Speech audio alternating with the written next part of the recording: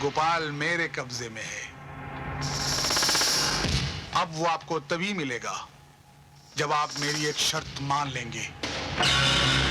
ओह, तो तुम मुझे ब्लैकमेल करना चाहते हो? जिसे मैं इंसान का बच्चा समझकर 20 साल तक पालता रहा, वो आस्तीन का सांप निकला जो दूध पिलाने वाले को ही डस लेता है। लानत है तुम पर। मैंने तो खैर दूध के साथ गद्दारी की है, लेकिन आप तो उनमें से हैं जो अपने खून को भी माफ नहीं करते। अगर आपकी कहानी दुनिया को मालूम होगी तो हर एक बेटा भगवान से यही प्रार्थना करेगा कि मौत तो दे मगर आप जैसा बाप नहीं दे। धनराज, बोलिए, क्या यह गलत है कि आप ही ने अपने पोते को किडनैप कराया? आप ही ने अजय के दरवाजे पर उसके कपड़े टंगवाए और आप ही ने उसके घर पे गोलियां चलवाई ताकि वो डर से आपके पास आके रहने लगे? हाँ, मैंने ये सब कुछ किया क्योंकि मुझे अपना बेटा वापस चाहिए था। आपको अपना बेटा नहीं, आपको अपना उत्तराधिकारी चाहिए जो आपके मरने के बाद आपके अंपायर को संभाल सके। अगर मैंने ऐसा चाहा भी तो बुरा क्या किया? दुनिया का हर बाप चाहता है कि उसका बेटा उसकी कुर्सी संभाले। मुझे भी तो कभी आप अपना बेटा समझते थे, फिर मुझे क्यों भूल गए? इसलिए कि मैं आपका असली बेटा नहीं। वरना बोलिए, क्या कमी है मुझ में जो आप मुझे अपने बाद डॉन नहीं बना सकते?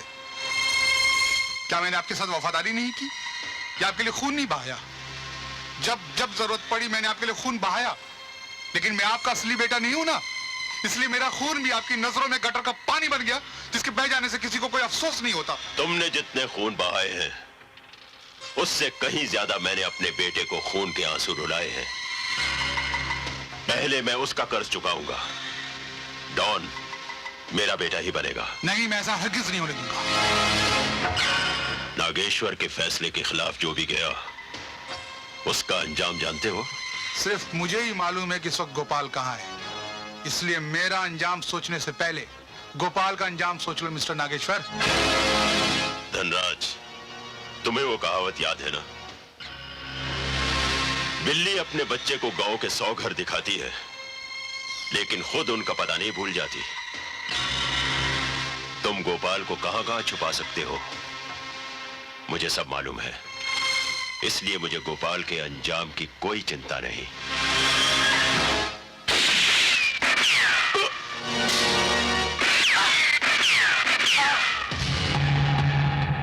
ये अंदाज भी मैंने आप ही से सीखा है।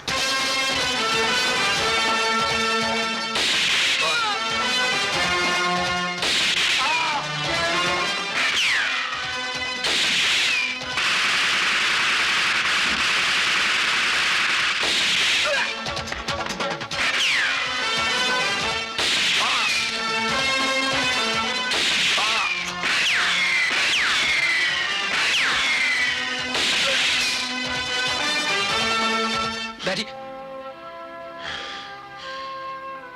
मेरे रोकने के बावजूद तुम यहां आ गए। शायद तुम्हारे बेटे की तड़प तुम्हें यहां ले आई। नहीं डैडी, मैं आपके लिए यहां आया हूं। बेटे तो और भी पैदा हो सकते हैं, मगर बाप फिर से नहीं मिल सकता। अजीब इत्तेफाक है, जब तुम मेरी बाहों में आए थे तो खून से लथपथ थे, और आज जब मैं तुम्हारी बाहों में आया हूं तो मैं खून से लथपथ हूं। शायद खून के रिश्ते जब अलग होते हैं तो उनका मिलन ऐसे ही होता है। ये तो मामूली जख्म है, बेटी ऐसे नहीं रोते। देखिए ना पापा, आपका कितना खून बह गया है। बहू, एक तरह से अच्छा ही हुआ। कभी धनराज का खून मेरे लिए बहा था, आज उसने मेरा खून बहाकर अपना कर्ज वसूल कर लिया। लेकिन उसने गद्दारी क्यों की? बेटा, कुछ लोग गद्दारी इसलिए भी करते हैं क्योंकि वो बहुत वफादार होते हैं, लेकिन उससे कुछ फर्क नहीं पड़ता। तुम्हारा गोपाल तो तुम्हें मिलेगा ही। अभी भी बहुत खून बचा है मेरे पास बहाने के लिए। पापा वादा कीजिए, अब आप फिर कभी मरने की बात नहीं करेंगे। पापा अब हम आपको किसी भी कीमत पर नहीं खोना चाहते। हमें नहीं मालूम था कि आपका दिल इतना बड़ा है, आप इतने महान हैं। अगर आपकी कहानी दुनिया को मालूम हो गई तो हर एक बेटा भगवान से यही प्रार्थना करेगा कि मौत तो दे मगर आप जैसा बाप नहीं दे। नहीं डैडी, मैं आपके लिए यहाँ आया हूँ। बेटे तो और भी पैदा हो सकते हैं, मगर बाप फिर से नहीं मिल सकता। बेरहम, तूने अपने बेटे के जिगर के टुकड़े को उससे दूर कर दिया। एक माँ की ममता पर तू बिजली बनकर गिर पड़ा, और वो 2 महीने का मासूम गोपाल जिसके मुंह से अभी दूध भी नहीं छूटा था, तूने उसी को कुर्बानी देने के लिए चुन लिया। तू पापी है, जालिम है, खूनी है।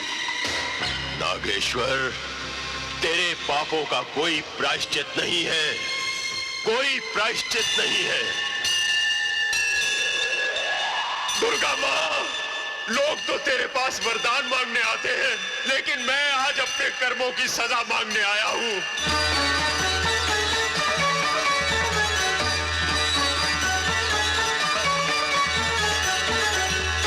माँ, तू अपने त्रिशूल से राक्षसों का वध करती है।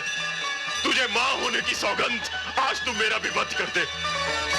खूंखार जानवर भी अपनी औलाद पर जुल्म नहीं ढाते, लेकिन मैंने तो जुल्म ढाने की इंतहा कर दी। मैंने अपने ही बेटे के जिगर के टुकड़े को किडनैप करके उससे दूर कर दिया, उस पर गोलियां चलवाई, उसे डराया, सिर्फ इसलिए कि मेरा बेटा मेरे पास रह सके और मैं उसका प्यार पा सकूं।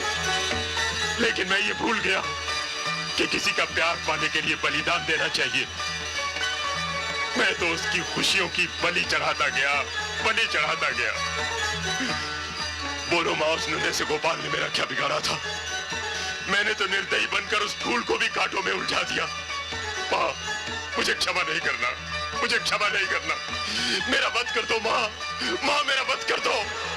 माँ, अगर तुमने मेरा वध नहीं किया तो मैं जहरीले नाग की तरह सर पटक पटक कर मर जाऊंगा, क्योंकि ये जहर मुझसे बर्दाश्त नहीं होता। मैं राक्षस हूँ, राक्षस हूँ, राक्षस हूँ, राक्षस हूँ। मैंने सब कुछ सुन लिया है। दुर्गा माँ ने आपकी प्रार्थना स्वीकार कर ली है। उसने आपके अंदर के राक्षस को मार डाला है। अगर वो नहीं मरता तो आपकी आंखों से आंसू नहीं बहते और ना ही ये खून बहता।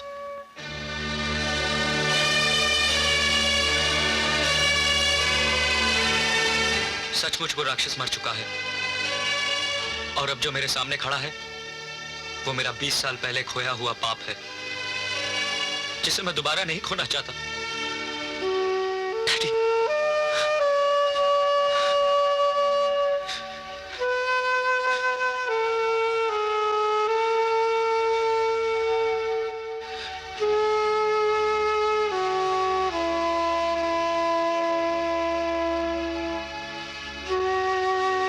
अब रही बात गोपाल की, उसे हम दोनों मिलकर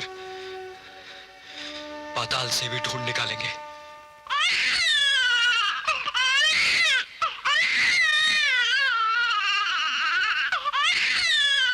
इस बार मुझे माफ कर दीजिए धनराज। अब से आपको मेरी वफादारी में कोई कमी नजर नहीं आएगी धनराज जी। हेलो धनराज जी, धनराज जी, हेलो।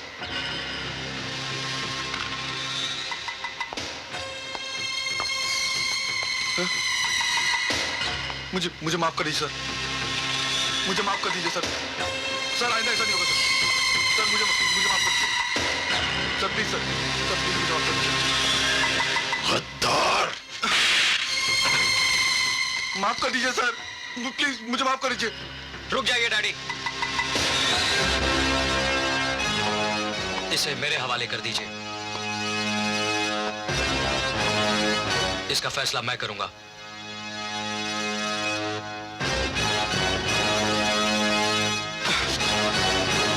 सिर्फ एक सवाल, जिसका जवाब ना दिया तो मौत।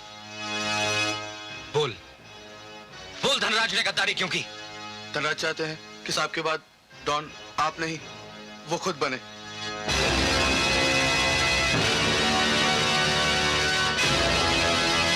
तुम धनराज के पास जाओ और उसे कहो कि मुझे डॉन नहीं बनना है। वो आके डॉन की कुर्सी ले ले और मेरा बेटा वापस कर दे। जाओ जाओ।